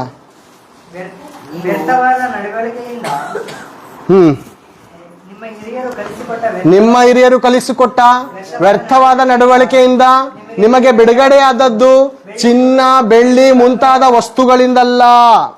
ನಿಮಗೆ ಬಿಡುಗಡೆ ಆಗಿರುವಂಥದ್ದು ಚಿನ್ನ, ಬೆಳ್ಳಿ, ಬಂಗಾರದಿಂದಲ್ಲ. ಈ ಬಿಡುಗಡೆ, ಈ ರಕ್ಷಣೆ ಸಿಕ್ಕಿದೆಯಲ್ಲ, ಚಿನ್ನ ಬೆಳ್ಳಿ ಬೆಲೆ ಕಟ್ಟಕ್ಕಾಗುತ್ತಾ ಪ್ರೇರಿ? ಆತ್ಮಕ್ಕೆ ಒಬ್ಬ ಮನುಷ್ಯನು ಲೋಕವನ್ನೆಲ್ಲ ಸಂಪಾದನೆ ಮಾಡಿದರೂ ತನ್ನ ಪ್ರಾಣ ನಷ್ಟಪಟ್ಟರೆ ಅವನಿಗೆ ಪ್ರಯೋಜನ ಏನು? ಏನ್ ಪ್ರೇರೆ, ಪ್ರಾಣಕ್ಕಿರೋ ಬೆಲೆನೇ ಇಡೀ ಪ್ರಪಂಚದ ಬೆಲೆ ಕಟ್ಟಿದ್ರು ಒಂದು ಪ್ರಾಣಕ್ಕೆ ಬೆಲೆ ಕಟ್ಟಕ್ಕಾಗಲ್ಲ. ನಿಜನಾ? ಒಬ್ಬ ಮನುಷ್ಯ ಸತ್ತೋದ ನಂತರ ಇಷ್ಟು ಆಸ್ತಿ ತಗೊಬಂದು ನಾನು ಮಡಗ್ತೀನಿ. ಎಷ್ಟು ಪ್ರೇರೆ ಈ ಸೈಟು? ಬೆಂಗಳೂರಲ್ಲಿ ಎಷ್ಟು ಓಡ್ತಾ ಇದೆ ಸೈಟು? ಒಂದು ಗೇಣಿಗೆ ಎಷ್ಟು ಸಾವಿರ, 30-50 ಸೈಟ್ ತಗೊಳಕ್ಕೆ ಕೋಟ್ಯಾಂತರ ರೂಪಾಯಿ. ಇಡೀ ಪ್ರಪಂಚದಲ್ಲಿರುವಂತ ಸೈಟ್ಗಳನ್ನು ಲೆಕ್ಕ ಹಾಕಿ ಅದರ ಹಣಗಳನ್ನು ಒಂದುಗೂಡಿಸಿ ಸತ್ತೋಗಿರುವಂತ ಶವದ ಮುಂದೆ ತಗೊಬಂದು ಇಟ್ಟು ನೀನು ಜೀವಂತವಾಗಿ ಎದ್ದೇಳು ಅಂದ್ರೆ ಎದ್ದೇಳಲ್ಲ. ಒಂದೇ ಜನನ, ಒಂದೇ ಮರಣ, ಹುಟ್ಟು ಸಾವುಗಳ ನಡುವೆ ಸೃಷ್ಟಿಕರ್ತನನ್ನು ಸ್ಮರಿಸಬೇಕು. ಈ ದಿನವೇ ಒಳ್ಳೆ ಸಮಯ, ಆಮೇಲೆ ಸಿಕ್ಕೋಲ್ಲ. ನಾಳೆ ಅಂದ್ರೆ ನಿನಗೇನು ಗೊತ್ತಿಲ್ಲ. ನಿನಗೇನು ಗೊತ್ತಾ? ಏನು ಗೊತ್ತು ನಿನಗೆ? ಕಲ್ಪನೆ ಕಥೆಗಳನ್ನು ಕೇಳ್ತಾ ಇದೀವಿ ಪ್ರೇರೆ. ನಾವು ನಮ್ಮ ಜೀವಿತದ ಪರಮಾರ್ಥ ನಾವು ತಿಳ್ಕೋಬೇಕು. ಯಾವಾಗ ತಿಳ್ಕೋತೇವೆ? ಯಾವಾಗ ಪ್ರೇರೆ? ಇದೇ ಸುಪ್ರಸನ್ನತೆಯ ಕಾಲ, ಇದೇ ರಕ್ಷಣೆಯ ದಿನ. ಯಾವ ದಿನ ಇದು? ನಿಮ್ಮನ್ನು ರಕ್ಷಿಸುವಂತ ದಿನ ಇದೇನೆ. ಬಹಳ ದಿನ ಇಲ್ಲ ಪ್ರೇರೆ, ನಮ್ಮ ಜೀವನ ಬಹಳ ದಿನ ಇಲ್ಲ ಪ್ರೇರೆ. ನಮ್ದು ಕುಟುಂಬ ತುಂಬು ತುಳುಕ್ತಾ ಇದ್ದಂಥ ಕುಟುಂಬ. ನನ್ನ ತಂದೆ ತಾಯಿ ನನ್ಗೆ ಇದೇ ರೀತಿ ಪ್ರೀತಿ ತೋರಿಸ್ತಾರೆ, ನನ್ನ ಜೊತೆ ಹೀಗೆ ಇರ್ತಾರೆ ಅನ್ಕೊಂಡಿದ್ದೆ. ವಯಸ್ಸಿರ್ಲಿಲ್ಲ ಅವ್ರಿಗೆ, ಸಾಯೋಂತ ವಯಸ್ಸಲ್ಲ, ಸತ್ಯ ಹೊಟ್ಟೋದ್ರು. ಚಿಕ್ಕ ವಯಸ್ಸಲ್ಲೇ ಪ್ರೇರೆ ದೇವರು ಯಾರಂತ ತೋರಿಸ್ತಿಲ್ಲ ನನ್ನ ತಾಯಿ. ನನ್ನ ತಂದೆ ಇಂಥವರೇ ದೇವ್ರು ಕಣೋ, ಇಂಥವ್ರೆ ಪಾಪ ವಿಮೋಚಕನು, ಈತನೇ ಆತ್ಮರಕ್ಷಕನು ಅಂತ ನನ್ನ ತಂದೆ ಯೇಸು ಕ್ರಿಸ್ತನನ್ನು ತೋರಿಸ್ತಿಲ್ಲ ಪ್ರಿಯರೇ. ಅನಾಥರಾಗಿ ಬಿಟ್ಟೋದ್ರು ನನ್ನನ್ನ. ಈ ಲೋಕದಲ್ಲಿ ದಿಕ್ಕಿಲ್ಲದವನಾಗಿ ಸತ್ತು ಹೊಟ್ಟೋದ್ರು. ಯಾರು ನೋಡ್ತಾರೆ ಈ ಅನಾಥನನ್ನ? ಒಬ್ಬನಿದ್ದಾನೆ ಪ್ರೇರೆ, ಒಬ್ಬನಿದ್ದಾನೆ. 14ನೇ ಅಧ್ಯಾಯ ಯೋಹಾನನು ಬರೆದ ಸುವಾರ್ತೆ, 14ನೇ ಅಧ್ಯಾಯ 18ನೇ ವಚನ ಒಂದು ಸಾರಿ ಓದಿಕೊಳ್ಳೋಣ. ನಾನು ನಿಮ್ಮನ್ನು ಅನಾಥರಾಗಿ ಬಿಡುವುದಿಲ್ಲ. ಕೇಳಿಸಿಕೊಳ್ಳೋಣ ಪ್ರೇರೆ. ಏನ್ ಪ್ರೇರೆ? ಅನೇಕರು ಅನಾಥರು ಇದ್ದೇವೆ ಅಲ್ವಾ? ಅನಾಥರು ಇದ್ದೀವಿ ಅಲ್ವಾ? 60 ವರ್ಷ 70 ವರ್ಷ ಇರುತ್ತೆ, ತಂದೆ ತಾಯಿಗಳಿಗೆ ಮುಗಿದೋಗಿರುತ್ತೆ ವಯಸ್ಸು. 70-80 ವರ್ಷ ಇರ್ತಾರ ತಂದೆ ತಾಯಿಗಳು? ಇರಲ್ಲ. 60 ವರ್ಷ ಆಗುತ್ತೆ, 70 ವರ್ಷ ಆಗಿರುತ್ತೆ ನಮ್ಗೆ ಅಲ್ವಾ? ಯಾವತ್ತಾದ್ರೂ ಅನ್ಸಿದ್ಯಾ ನಮ್ಮ ತಾಯಿಗೆ ಹೊರ್ಕೊಂಡು ನನ್ಗಿರೋ ಚಿಂತೆನ ಮರ್ತ್ಬಿಡ್ಬೇಕು ಅಂತ ಅನ್ಸಿದ್ಯಾ ಯಾವತ್ತಾದ್ರೂ? ಸತ್ತೋಗಿರೋಲ್ಲ ತಾಯಿ ನೆನೆಸ್ಕೊಂಡು ಹತ್ತಿರೋಂಥವ್ರು ಇದ್ದೀರಾ? ನಾನಿದ್ದೀನಿ ಪ್ರೇರೆ. 35ನೇ ವರ್ಷಕ್ಕೆ ನನಗೆ ಆವಾಗ ಒಂದು 10 ವರ್ಷದಿಂದ 25 ವರ್ಷ ಅವಾಗ ನನಗೆ ಅನಿಸ್ತಾ ಇದ್ದು ನನ್ನ ತಾಯಿಗೆ ಹೊರ್ಕೊಂಡು ನನ್ನ ನೋವೆಲ್ಲ ಹೇಳ್ಕೋಬೇಕು, ನನ್ನ ಕುಟುಂಬದ ಹಿಂಸೆಗಳೆಲ್ಲ, ನನ್ನ ಅವಮಾನಗಳೆಲ್ಲ ಹೇಳ್ಕೊಂಡು ನನ್ನ ತಾಯಿ ಎದೆಯಲ್ಲಿ ನಾನು ಅಳಬೇಕು ಅಂತ ನನಗೆ ಅನಿಸ್ತಾ ಇತ್ತು. ಆ ತಾಯಿ ನಂಗೆ ದೇವರೇ ತೋರಿಸ್ತಿಲ್ಲ ಪ್ರೇರೆ. ಏನೇ ಎದೆಗೆ ಹೊರ್ಕೊಂಡು ನಾನು ಅಳೋದು ಅವ್ರಿಗೋಸ್ಕರ. ದೇವರು ಯಾರಂತ ತೋರಿಸ್ದೆ ಈ ಲೋಕದಲ್ಲಿ? ನಾಯಿ ರೀತಿಲಿ ಬಿಟ್ಬಿಟ್ಟು ಹೊರಟೋದ್ರು ಪ್ರೇರೆ. ತಂದೆ ತಾಯಿಗಳು ಪ್ರಾಮುಖ್ಯವಾಗಿ ದೇವರನ್ನು ತೋರಿಸ್ತಾ ಇದ್ದೀರಾ? ಯಾರು ಧನ್ಯರು ಗೊತ್ತಾ? ನೀವೇ ಭಾಗ್ಯವಂತರು. ನಿಮ್ಮನ್ನು ಹೆತ್ತಂತ ಆ ಸರ್ವೇಶ್ವರನನ್ನು, ನಿಮ್ಮನ್ನು ಹೆತ್ತಂತ ಆ ಸೃಷ್ಟಿಕರ್ತನನ್ನು ನೀವು ತೋರಿಸ್ತಾ ಇದ್ದೀರಾ ಅಂದ್ರೆ ಯಾರು ಭಾಗ್ಯವಂತಂದ್ರೆ ನೀವೇ ತಂದೆ ತಾಯಿಗಳೇ. ನಿಮ್ಮ ಮಕ್ಕಳು ನಿಮ್ಮ ಮುಂದೆ ಕುತ್ಕೊಂಡು ದೇವರ ಮಾತನ್ನು ಕೇಳ್ತಾ ಇದ್ದಾರೆ. ಯಾವ್ದೋ ಸಿನಿಮಾದಲ್ಲೂ ಅರ್ಧಂಪರ್ಧ ಬಟ್ಟೆ ಹಾಕಿರೋರು ಶಿಲ್ಪಿ ಹೊಡೆಯೋದನ್ನು ಬಿಟ್ಟು ಇಲ್ಲಿ ಬಂದು ದೇವರ ವಾಕ್ಯ ಕೇಳ್ತಾ ಇದ್ದಾರೆ ಅಂದ್ರೆ ಯಾರು ಗೊತ್ತಾ ಧನ್ಯರು? ನೀವೇ ತಂದೆ ತಾಯಿಗಳು ಧನ್ಯರು. ಓದಿಕೋಣ ಆ ಮಾತು. ನಾನು ನಿಮ್ಮನ್ನು ಅನಾಥರಾಗಿ ಬಿಡುವುದಿಲ್ಲ, ನಾನು ನಿಮ್ಮನ್ನು ಅನಾಥರಾಗಿ ಬಿಡುವುದಿಲ್ಲ, ನಿಮ್ಮ ಬಳಿಗೆ ಬರುತ್ತೇನೆ. ನಿಮ್ಮ ಬಳಿಗೆ ಬರುತ್ತೇನೆ. ಸ್ವಲ್ಪ ಕಾಲವಾದ ಇನ್ನು ಸ್ವಲ್ಪ ಕಾಲವಾದ ನಂತರ ಲೋಕವು ನನ್ನನ್ನು ನೋಡುವುದಿಲ್ಲ. ಲೋಕವು ನನ್ನನ್ನು ನೋಡುವುದಿಲ್ಲ. ಸಾಕು ಪ್ರೇರೆ, ನಾನು ನಿಮ್ಮನ್ನು ಅನಾಥರಾಗಿ ಬಿಡುವುದಿಲ್ಲ ಅಂತ ಕೇವಲ ಚೇತನ್ ಮಾತ್ರ ಹೇಳಿಲ್ಲ, ನನ್ನ ಮಗ ಶಂಕರ್ ಮಾತ್ರ ಹೇಳಿಲ್ಲ. ಭೂಮಿ ಮೇಲೆ ಇರುವಂತ ಕ್ರಿಸ್ತನನ್ನು ನಂಬಿರುವಂತ ಪ್ರತಿಯೊಬ್ಬರಿಗೆ ದೇವರು ತಂದೆಯಾಗಿಯೂ ತಾಯಿಯಾಗಿಯೂ ಇದ್ದಾನೆ ಪ್ರೇರೆ. ಆತನು ಯಾರಿಗೂ ಅನಾಥರಾಗಿ ಬಿಡುವುದಿಲ್ಲ. ನಾವು ಅನಾಥರಲ್ಲ ಪ್ರೇರೆ. ಇವಾಗ ಅಳಬೇಕು ಅನಿಸ್ತೇ ದೇವರ ಎದೆಗೆ ಹೊರ್ಕೊಂಡು ಅಳ್ತೀನಿ ನಾನು. ಯಾಕೆ? ನಾನು ಹೇಳೋದು ಬೇಕಾಗಿಲ್ಲ ದೇವರೇ ನನ್ನ ಕಷ್ಟ ಈ ಥರ ಐತೆ ಅಂತ. ನಾನು ಹೇಳುವುದಕ್ಕಿಂತ ಮುಂಚೆ ನನ್ನ ಹೃದಯವನ್ನು ನೋಡುವಂಥ ದೇವರು ಪ್ರೇರೆ. ಎಂಥ ದೇವ್ರು ಸಿಕ್ಕಿದ್ದಾನೆ ಗೊತ್ತಾ ನಮಗೆ? ಬಾಯ್ ಬಿಟ್ಟು ಹೇಳ್ಕೊಂಡ್ರು ಜನಗಳಿಗೆ ನಮ್ಮ ಕಷ್ಟ ಅರ್ಥ ಆಗಲ್ಲ ಪ್ರೇರೆ. ನೋವಿಂದ ವೇದನೆಯಿಂದ ಹೇಳ್ಕೊಂಡ್ರು ಕಾಮಿಡಿ ಮಾಡ್ತಾರೆ ಇನ್ನೊಬ್ಬನ ಹತ್ರ ಹೇಳ್ಕೊಂಡು, ಇವ್ನಿಗೆ ಈ ಥರ ಕಷ್ಟ ಅಂತ ಕಣೋ. ಮುಂದೆ ಮಾತ್ರ ಯಾವ ರೀತಿ ಮಾತಾಡ್ತಾರೆ ಗೊತ್ತಾ? ನಿಜವಾಗ್ಲೂ ನೀನು ಬಂದಿರೋಂಥ ಪರಿಸ್ಥಿತಿ ನನಗೆ ಯಾರಿಗೂ ಬರಬಾರ್ದು ಅಂತಾರೆ. ಹಿಂದ್ಗಡೆ ಹೋಗಿ ಅವನ ಜೀವನ ಈ ರೀತಿ ಐತೆ ಕಣೋ ಅಂತಾರೆ. ದೇವರು ಅಷ್ಟು ಮಹಾ ಆಕಾಶದಿಂದ ನಿನ್ನ ಹೃದಯದಲ್ಲಿರುವಂಥ ದುಃಖವನ್ನು ನೋಡಿ, ನಿನ್ನ ನೋವನ್ನು ನೋಡಿ, ನಿನ್ನ ಕಣ್ಣೀರನ್ನು ನೋಡಿ ಔಷಧಿ ಕೊಡ್ತಾ ಇದ್ದಾನಂದ್ರೆ ವಾಕ್ಯದ ಮೂಲಕ. ಆತನಂತ ದೇವರು ಯಾರು ಪ್ರಿಯರೇ? ಆತನಂತ ತಂದೆ ಯಾರು ಪ್ರಿಯರೇ? ನಮ್ಗೇನಾದ್ರೂ ರೋಗ ಬಂದ್ರೆ ನಮ್ಮ ರೀಸಸ್ ಅನ್ನು ಚೆಕ್ ಮಾಡಿ ಅದಕ್ಕೆ ಔಷಧಿನೂ ಕೊಡ್ತಾರೆ. ನಮ್ಮ ದೇಹದಲ್ಲಿರುವಂತಹ ಮತ್ತೊಂದನ್ನು ತೆಗೆದುಕೊಂಡು, ರಕ್ತವನ್ನು ತೆಗೆದುಕೊಂಡು ಔಷಧಿ ಕೊಡುವಂತ ವೈದ್ಯರನ್ನು ನೋಡಿದ್ದೇವೆ. ಹೃದಯದಲ್ಲಿರುವಂಥ ಗಾಯವನ್ನು ನೋಡಿ ಔಷಧಿ ಕೊಡುವಂತ ಒಬ್ಬನಿದ್ದಾನೆ ಗೊತ್ತಾ ನಿಮ್ಗೆ? ಈ ದಿನ ಆತನ ಬಗ್ಗೆನೇ ಹೇಳ್ತಾ ಇದ್ದೀನಿ ನಾನು ನಿಮ್ಗೆ. ನಿಮ್ಮ ಪಾಪಗಳು ಕಡು ಕೆಂಪಾಗಿದ್ದರು, ನಿಮ್ಮ ಕಷ್ಟಗಳು ಪಾತಾಳಕ್ಕೆ ಮುಟ್ಟುವಂಥದ್ದಾಗಿದ್ದರು, ಅದರಿಂದ ಬಿಡಿಸಿ ನಿಮ್ಮನ್ನು ಸ್ವಸ್ಥ ಸ್ಥಳದಲ್ಲಿ ಕುಂಡಿಸೋದಕ್ಕೆ ಆತನ ಶಕ್ತನು ಪ್ರೇರೆ. ಅಂಥ ದೇವರು ಯೇಸು ಕ್ರಿಸ್ತನು. ಆತನನ್ನು ನಂಬಿದಂಥ ನಿಜವಾಗ್ಲೂ ನಾನು, ನನ್ನ ಮಕ್ಕಳು ಭಾಗ್ಯವಂತರು ಅಂತ ನಂಬ್ತೀನಿ ಪ್ರೇರೆ. ಯಾರು ನಂಬರು? ಆತನನ್ನು ನಂಬಿ ಸ್ವಂತ ಜನವಾಗಿ ಮಾರ್ಪಟ್ಟಿದ್ದೀವಲ್ಲ ಯೇಸು ಕ್ರಿಸ್ತನನ್ನು. ಜನರು ಏನಂತಾರೆ ಗೊತ್ತಾ? ಮೈಂಡ್ ವಾಶ್ ಮಾಡ್ಬಿಟ್ಟು ನನಗೆ ನಮ್ಮ ಫ್ರೆಂಡೆಲ್ಲ ಕುಡಿಯೋಕೆ ಬಾರ್ ಕರಿತಾ ಇದ್ರು. ಬೆಂಗಳೂರು ಬಂದಾದ್ಮೇಲೆ ದೇವ್ರ ಕೃಪೆಯಿಂದ ನಾನು ಬದಲಾದ ನಂತರ ಬಾರ್ ಕರೆದಾಗ ಹೋಯ್ತಾ ಇರಲಿಲ್ಲ. ಇನ್ನೊಬ್ಬ ಕರೆದ, ಏನು ಬಂದ್ರೆ ಏನು ಕುಡಿದೇ ಇರೋಕ್ಕಾಗಲ್ಲ ಬಾ ಅಂತಂದ್ರು. ಹೋದೆ. ಅವನೇನೇನೋ ಮಾತಾಡ್ತಾ ಇದ್ರು, ನಾನು ದೇವ್ರ ಬಗ್ಗೆನೇ ಹೇಳ್ತಾ ಇದ್ದೆ. ನೀನು ಹುಚ್ಚ ಆಗ್ಬಿಟ್ಟಿದ್ದೆ ಕಣೋ ಅಂತ. ನಿನ್ನ ಮೈಂಡ್ ವಾಶ್ ಆಗ್ಬಿಟ್ಟೈತೆ ಅಂತಾನೆ. ಹೌದು ಕಣೋ, ಇಲ್ದಿರೋ ದರಿದ್ರ ಎಲ್ಲ ತುಂಬಿಕೊಂಡಿದ್ದೆ ಮೈಂಡಲ್ಲಿ. ಕುಡಿಬೇಕು, ತಿನ್ನಬೇಕು, ವ್ಯಭಿಚಾರ ಮಾಡಬೇಕು, ಸುಖವಾಗಿರ್ಬೇಕು, ನಾಳೆ ಸಾಯ್ತೇನೆ ಅನ್ಕೊಂಡಿದ್ದೆ ಕಣೋ. ಆ ದರಿದ್ರದೆಲ್ಲ ಕಸಗಳನ್ನೆಲ್ಲ ಗುಡಿಸಿ ಯೇಸು ಕ್ರಿಸ್ತನು ತನ್ನ ಪರಿಶುದ್ಧ ರಕ್ತದಿಂದ ನನ್ನ ತೊಳೆದು ಶುದ್ಧ ಮಾಡಿ ನಿಲ್ಲಿಸಿದ ಕಣೋ. ಹೌದು ಕಣೋ, ನೀನು ಹೇಳಿ ನಿಜ. ನನ್ನ ಮೈಂಡ್ ವಾಶ್ ಮಾಡಿದ್ದಾನೆ. ಮೈಂಡೇ ಅಲ್ಲ, ಹೃದಯವನ್ನು ವಾಶ್ ಮಾಡಿದ್ದಾನೆ. ಎಂಥ ಒಳ್ಳೆ ದೇವರು ಏಸಯ್ಯ. ತುಂಬಾ ಒಳ್ಳೆ ದೇವ್ರ ಪೇರು. ಆತನನ್ನು ನಂಬೋಣ, ಆತನನ್ನು ಪ್ರೀತಿಸೋಣ. ನಮ್ಮ ಬಾಳು, ನಮ್ಮ ಮನೆ ಕುಟುಂಬದಲ್ಲಿರುವಂಥ ಸಕಲ ಸದಸ್ಯರು ನಿಜವಾಗ್ಲೂ ಆಶೀರ್ವದಿಸಲ್ಪಡ್ತೇವೆ ಅನ್ನುವಂಥ ಮಾತನ್ನು ಹೇಳುತ್ತಾ ನನ್ನ 2 ಮಾತುಗಳನ್ನು ಮುಗಿಸ್ತಾ ಇದ್ದೀನಿ. ದೇವರು ನಮ್ಮೆಲ್ಲರನ್ನು ಆಶೀರ್ವದಿಸಲಿ. Thank you.